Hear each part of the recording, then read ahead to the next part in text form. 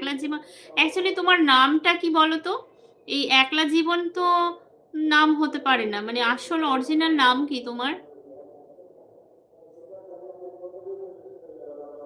বলো।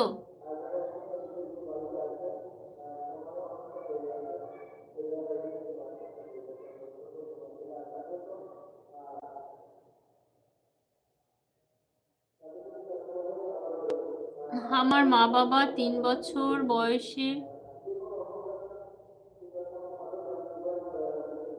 ও!